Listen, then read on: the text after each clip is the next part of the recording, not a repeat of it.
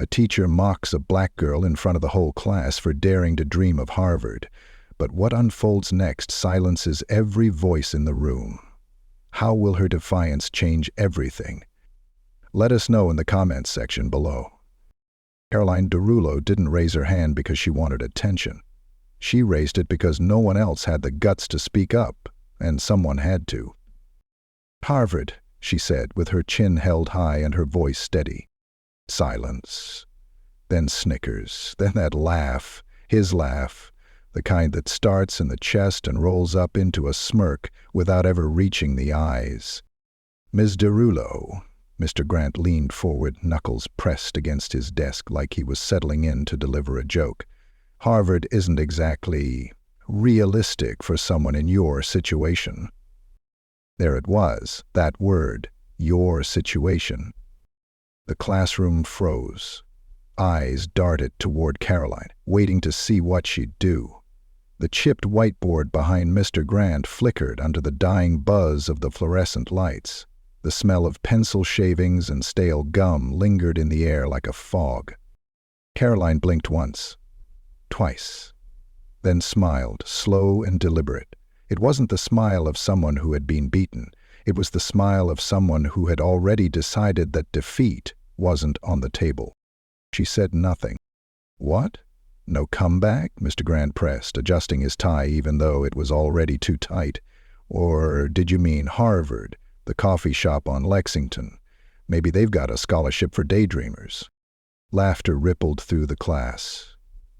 Caroline's stomach burned, but not from shame, from fire, from fuel.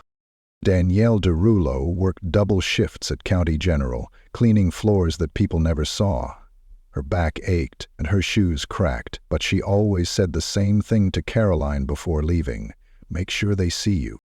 Caroline stood up. The laughter stopped.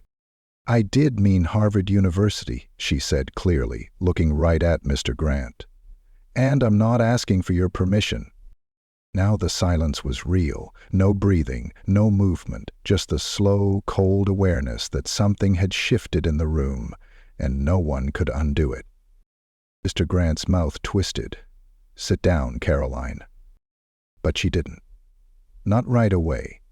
She looked at every single person in the room. Ashley Coleman, with her fake laugh and curated Instagram feed. David Chen, who'd always stayed quiet even though he got perfect scores. Jessica Ramirez, who used to talk to Caroline before the honors classes separated them. Then she sat, not like someone obeying, but like someone choosing when and how to take their seat. Later that day, Caroline sat at her kitchen table, notebook open, eyes bloodshot from reading scholarship essays until midnight the night before. Her mother had just come home, slipping off her shoes with a sigh that came from the bones. "You good?" Danielle asked, pulling a soda from the fridge. Caroline nodded. "Yeah, same stuff." Danielle tilted her head, sensing the lie like mothers do. He said it again, the teacher. Danielle didn't need more. She sat across from her daughter and put both elbows on the table. "Baby, you want something that scares people. Don't let that fear stick to you, you hear me? I just wish I didn't always have to prove it." Danielle reached across and squeezed Caroline's hand. "You don't, but you will, because you're the kind that shines no matter how many people try to dim you." The next morning, the halls at Eastbridge High buzzed with talk. Someone had uploaded the clip from Mr. Grant's class to TikTok. Caroline didn't know it yet, but she was trending. Harvard girl. Let her dream.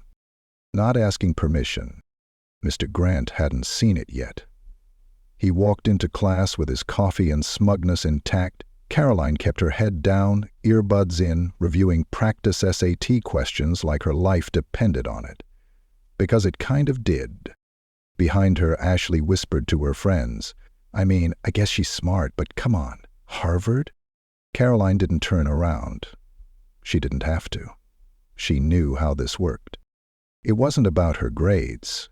It was about how she made them feel. Made them question. The bell rang, the class began. Caroline's hand went up again. She didn't flinch when Mr. Grant called on her with an exasperated, "Yes, Miss Derulo?" "I'd like to propose an independent study," she said calmly. "College prep and essay strategy. I've already drafted the syllabus." Someone in the back coughed. Someone else whispered, "Wait, she's serious?" Mr. Grant stared at her like she'd just spoken in a different language. He started, but then there was a knock at the door. 3 sharp raps. Mr. Grant opened it and blinked. A tall black man in a navy blue suit stood there, holding a briefcase and wearing a crimson lapel pin. "Good morning," the man said smoothly. "I'm looking for a Caroline Derulo." And just like that, the room held its breath again. Caroline looked up.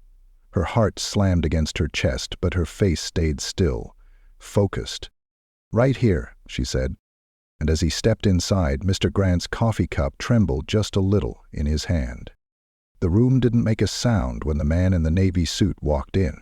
Even the humming fluorescent lights seemed to hush. He scanned the room briefly, then walked right past Mr. Grant without so much as a glance. "Caroline Derulo?" he asked again, gentler this time, as if checking to see if her courage matched her name. Caroline nodded slowly, standing to her feet like she'd been rehearsing this moment her whole life. "Yes, sir." Mr. Grant finally found his voice. "Excuse me, this is my classroom. Who are you?" The man didn't even turn around. "Dr. Malcolm Sutter, Dean of Undergraduate Admissions, Harvard University." The silence cracked. A few gasps slipped out. Someone dropped their pen. Caroline blinked, trying not to stare. The lapel pin, the crisp tie, the authority in his tone. It was all real. It wasn't a dream. This was happening. Mr. Grant took a step back, his expression contorting. I wasn't informed." "You weren't supposed to be," Dr. Sutter cut in. "This isn't a formal recruitment. I'm here in a personal capacity." He turned back to Caroline, his eyes kind. "I read your essay." Caroline's breath hitched. "The one you submitted to the National Future Voices Initiative," he continued. "It reached our office yesterday. I read it last night, twice, and then forwarded it to our Director of Diversity and Inclusion. And then I booked a flight." He paused, looking at her more closely. "I needed to see the mind behind those words." Caroline didn't speak. She couldn't. Her throat felt like it had locked up. But her feet held steady. Her eyes didn't blink. Her mother's voice echoed in her head.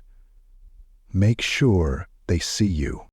Mr. Grant sputtered, searching for something to say.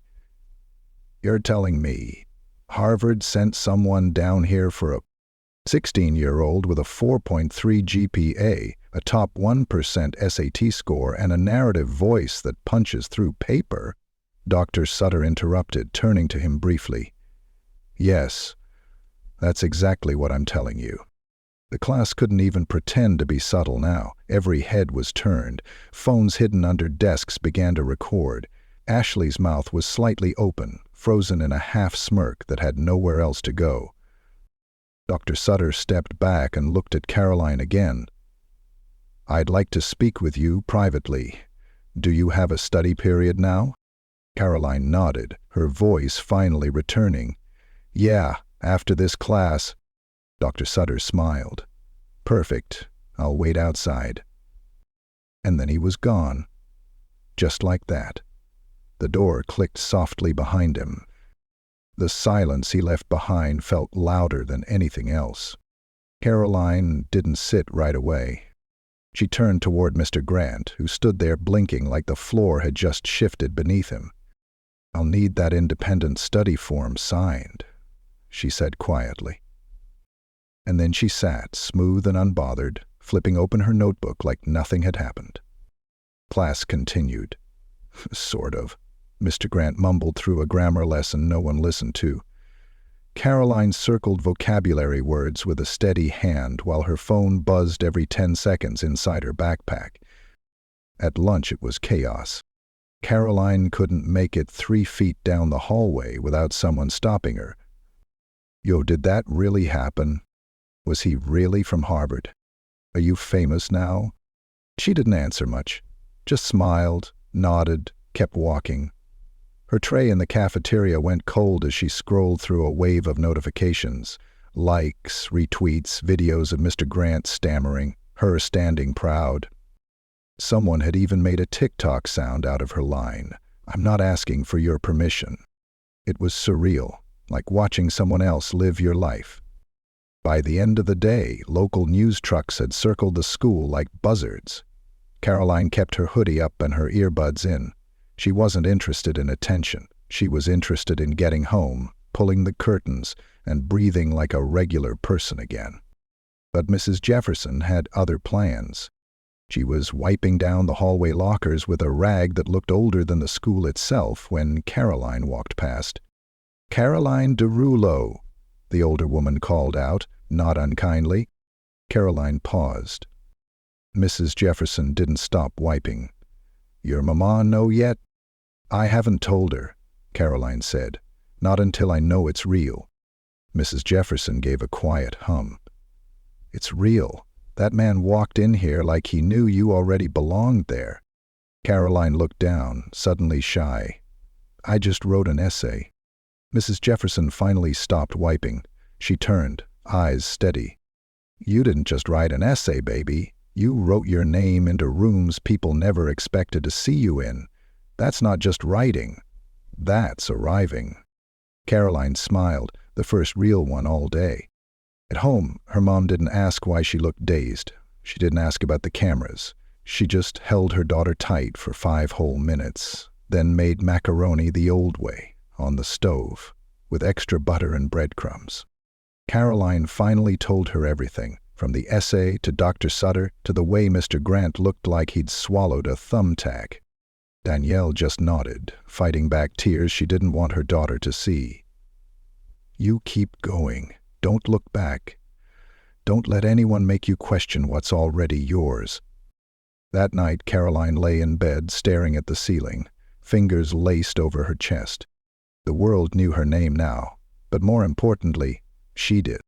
And that made all the difference. The days that followed blurred together like one long dizzy spell. Caroline couldn't walk to her locker without getting stopped. Teachers she didn't even know were suddenly calling her Miss Derulo with a kind of reverence that made her skin crawl. Kids who'd never spoken to her were now asking if she could read over their college essays.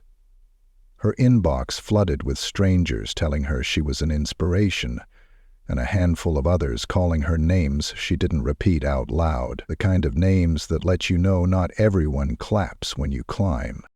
But none of it compared to what happened the following Monday.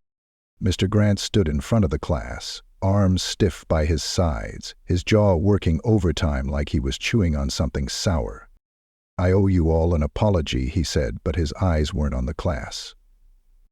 They were locked on Caroline. "There's been a misunderstanding about my comments last week. I want to clarify that I support all of my students' ambitions, no matter how lofty, and I'm proud of Caroline for her accomplishments." The words came out clean, but Caroline could feel the grit underneath them. He wasn't proud. He was cornered. She nodded once, tight and formal, then went back to her reading. The class gave her side glances, half waiting to see if she'd respond. Maybe say something that would go viral again. She shouldn't. She wasn't doing this for likes. She was doing it because she'd earned her place. After class, Ashley caught her in the hallway, walking just a little too close, her perfume cutting through the stale school air. "So, like, are you going to Harvard now or what?" Caroline didn't look at her. "That's the plan." Ashley laughed once, too loud and sharp. "Right, because they're just giving out spots to girls from Eastbridge now." Caroline stopped walking. She turned, slow and controlled, until they were face to face. "They're not giving me anything," she said. "I'm taking what I earned." Ashley's mouth opened, but Caroline was already gone, sliding through the double doors and out into the courtyard. She needed air.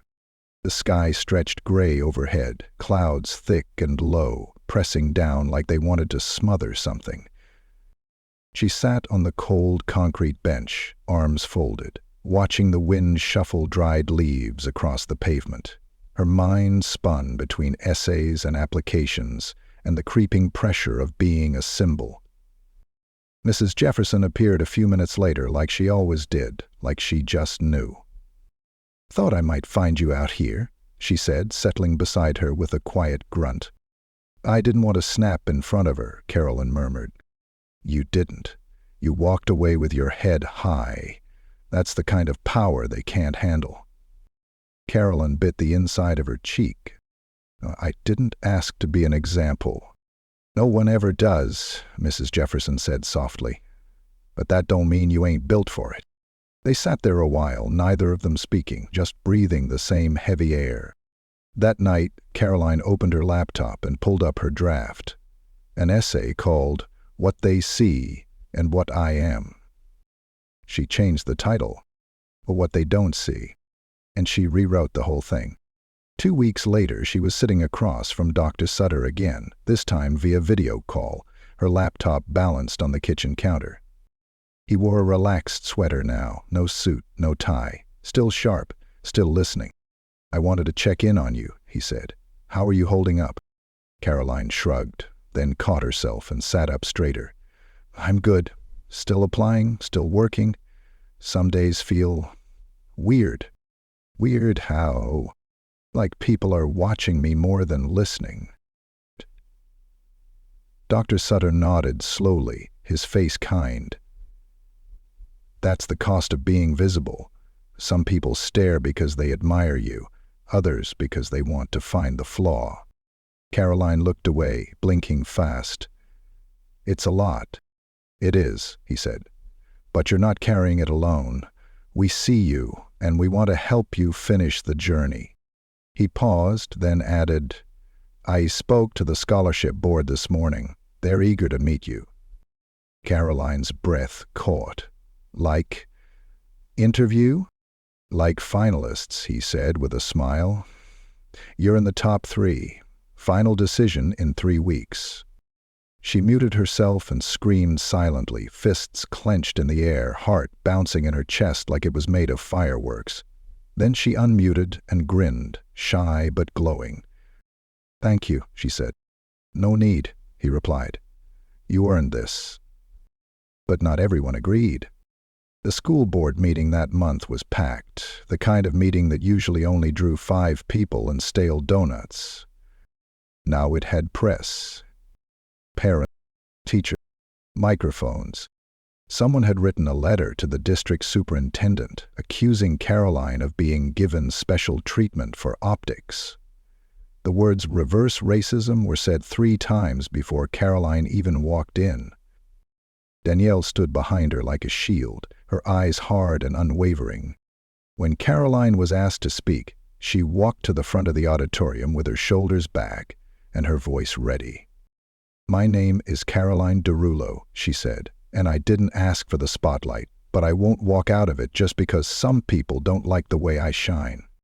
Cameras clicked. Murmurs rose. But Caroline didn't flinch. "I did the work, I earned the scores, I wrote the essays. And if that makes people uncomfortable, maybe they need to ask why excellence from someone like me feels threatening." She left the podium to thunderous applause. Even a few teachers in the back were standing.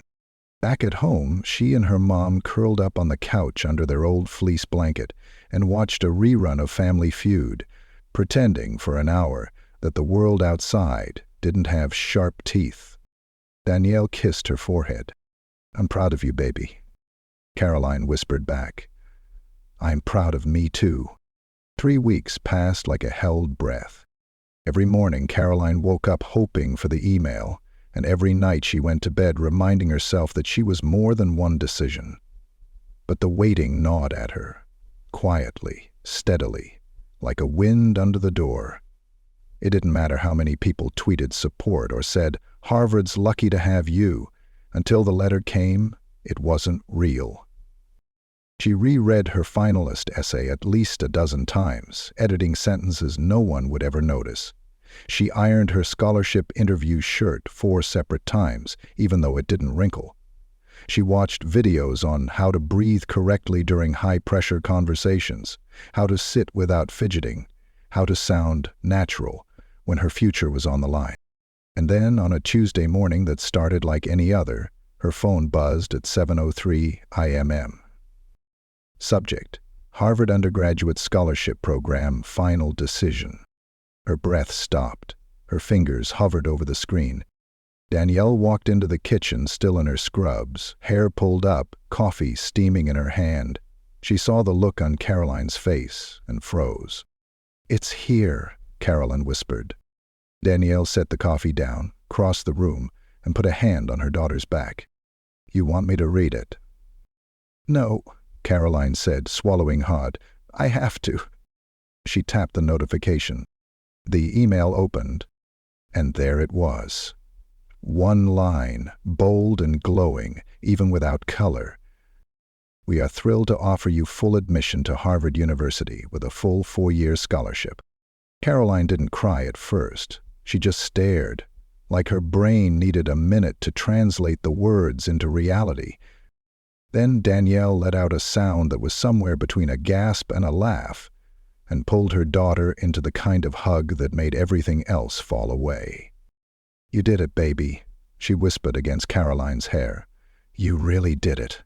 Caroline buried her face in her mother's shoulder, tears finally slipping free. All the weight, all the fight, all the nights where hope felt like work, it all broke at once. But it wasn't pain. It was release. Later that day, she walked through Eastbridge High like a breeze had lifted her. News traveled faster than fire. Students clapped. Teachers smiled. Even the secretary at the front desk called her Miss Harvard as she handed Caroline her late pass for first period. When Caroline stepped into English class, she felt the air shift. Mr. Grant paused his sentence mid-word. There was no way he hadn't heard. The look on his face was one she hadn't seen before. Not smug, not skeptical. Humbled. Caroline walked past him, slow and calm, and took her seat in the second row. She didn't need him to say anything. She didn't need anything from him. She had everything she came for. He cleared his throat awkwardly. "Class," he said, "before we begin, I'd like to recognize a very special achievement." "No need," Caroline interrupted, voice steady. Mr. Grant blinked. "Excuse me?" She smiled. "We've got a lesson to get to, right?" Someone in the back clapped. Then someone else. Then the whole class. Mr. Grant stepped back, unsure of how to proceed. Caroline opened her notebook, ready for whatever came next. Later that evening, the school held a special recognition assembly in the gym. It was thrown together at the last minute, but people showed up anyway. Students, staff, parents, even local news anchors with cameras perched on tripods and microphones at the ready. Caroline stood on the stage in front of a cheap folding podium under a single spotlight that buzzed faintly. Principal Gomez gave a short speech full of the usual words: exceptional, perseverance, Eastbridge pride, but it was the last part that made Caroline's chest tighten. "Ladies and gentlemen, we are not just celebrating a scholarship. We are witnessing history. For the first time in Eastbridge High's 103-year legacy, a student has been admitted to Harvard University on a full academic scholarship. Please welcome Caroline Derulo." The applause rose like a wave. Caroline stepped up, heart pounding but steady, the mic humming as she adjusted it. She took a deep breath. "Thank you," she said, voice small but clear. "I didn't always think this moment was possible. Not because I didn't believe in myself, but because I wasn't sure the world would believe in me back. I come from a place where dreams like mine are often treated like punchlines, where people don't always see the student behind the statistics. But I kept going, because I had to, because there were people who reminded me that my voice mattered, even when it shook." She paused. Danielle stood in the front row, tears in her eyes. "I'm not the only one with a story like this. I'm just one who had the chance to tell it loud enough. And if there's one thing I hope this moment proves, it's that we all deserve to be seen. Not someday, not after we've earned the right, but now. The crowd rose to their feet. Caroline stepped back, cheeks flushed, smile wide. That night, at home, after the applause had faded and the cameras had gone, Caroline sat on the floor of her room with college brochures scattered around her like petals. Mrs. Jefferson had stopped by earlier to drop off an envelope, a letter of recommendation she'd written months ago, tucked in a manila folder, just in case Caroline ever needed it. Inside was a note. Told you they'd see you. Now go show them why. R.J. Caroline placed it on her wall above her desk, right next to her Harvard acceptance letter. She lay back on the carpet, arms spread, eyes tracing the popcorn pattern of her ceiling. It was quiet. It was peaceful. And it was hers. The world had tried to laugh at her dream. But Caroline Derulo didn't shrink. She soared. And now, no one could pretend they didn't see her.